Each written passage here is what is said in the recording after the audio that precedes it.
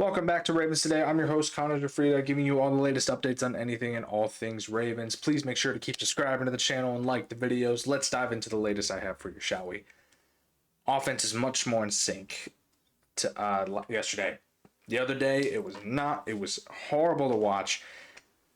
But there's a valid excuse for that because most of the veterans didn't participate in the offensive drills. Mostly it was just rookies and new people. Any sign-ups, any late add-ons pretty much. But now that the offense was much more in sync because the veterans were back, it can also be done to the fact that there was no pads. This was straight speed practice and a lot of words from the coaches. When Lamar Jackson had made arguably the best throw of camp, dropping it like over the shoulder of Dayton Wade for a 30-yard gain. But then Lamar overthrew it and threw his helmet down in anger again. I mean, we can see Lamar's just frustrated in himself. He knows he could do a lot better.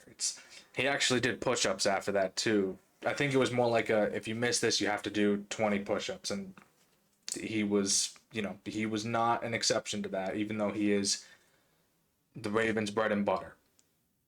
But again, on much sharper view for the offense, he also hit Wade again. Dayton Wade is a late addition wide receiver, by the way.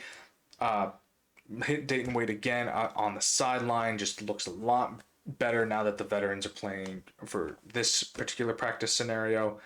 If you call them the veterans, the guys who've been on the team for a little bit and understand the offense a lot better than a rookie or a new person. Moving on. So Jonte Wester making moves. I am telling you guys, he's going to be a dark horse here.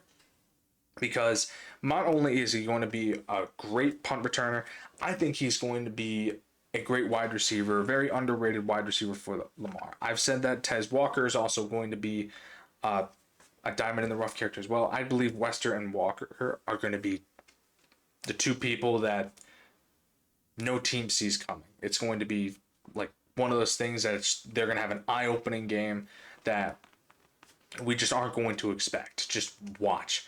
But anyway, so Wester made some good moves when the ball was thrown to him again, but he did drop a punt return and was very frustrated himself and did push-ups himself.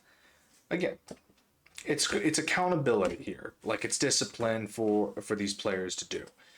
Coaches were probably telling him, but he wasn't refusing. He was saying, it was on me. I got to be better. I'm going to get punished for it. So, doing the push-ups, and then we're going to go right back into it. Didn't let it get into his head. Made great plays yesterday during camp, but still held himself accountable to what he's supposed to do. So Ravens right now see him as more of the punt returner and kick returner that they've so desperately needed.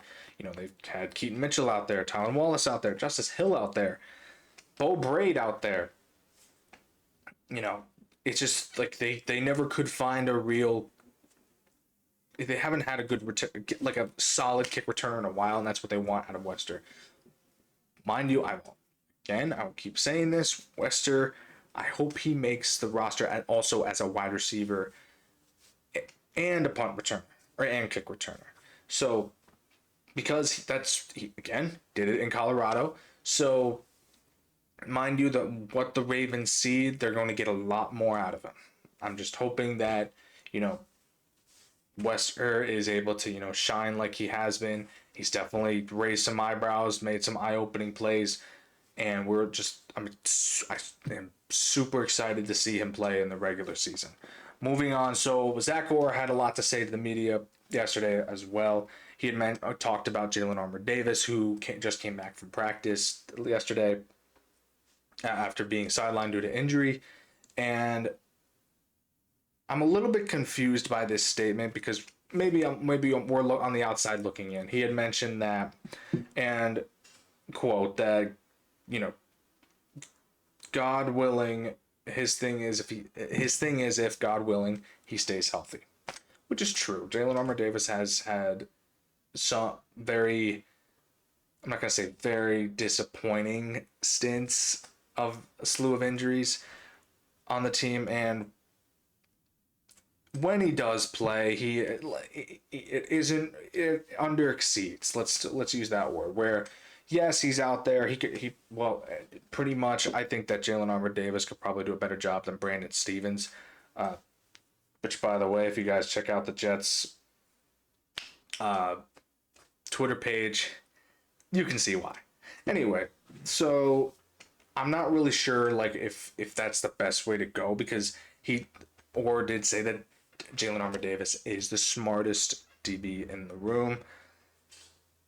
I mean, I want to see that versus what he's claiming. So again, I'm not bashing Jalen Armour Davis. He's you know had some stints where he's been solely on the special teams, and with the injuries and everything, it's kind of not, it's not a good look.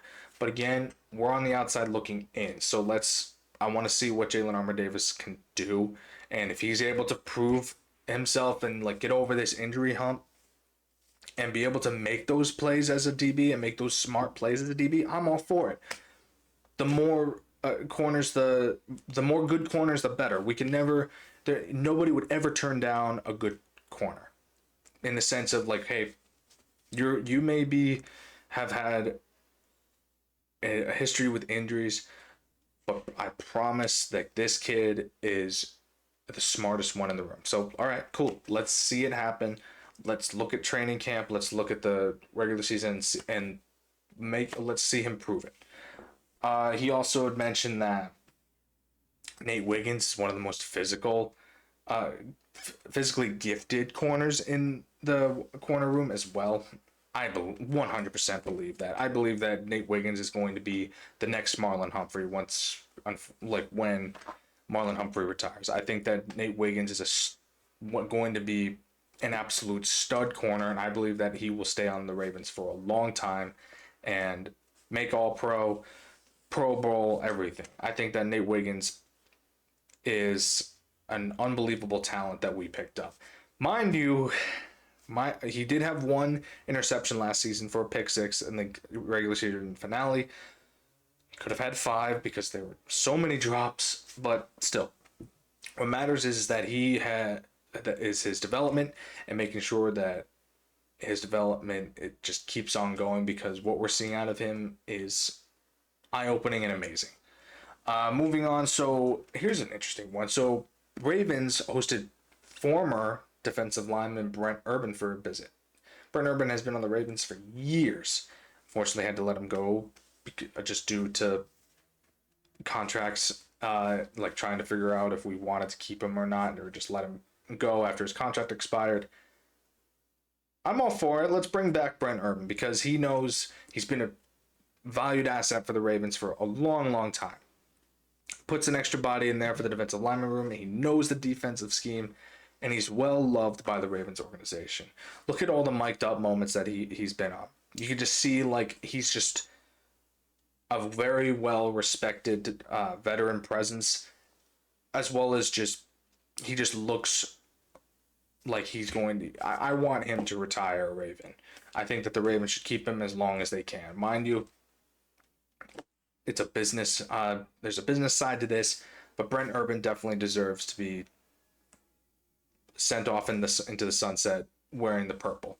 But again, like, I think that this would be a no-brainer callback situation, because we will probably not spend much on him if we were to bring him back. But again, a perfect addition, well loved by the organization, well loved by the fans, well loved by the team, and knows the defense very well, and it's just another depth piece to the defensive line. Thank you for tuning into Ravens Today. I'm your host, Connor Gioffreda. Again, please make sure to subscribe to the channel, like the video. Have a good one.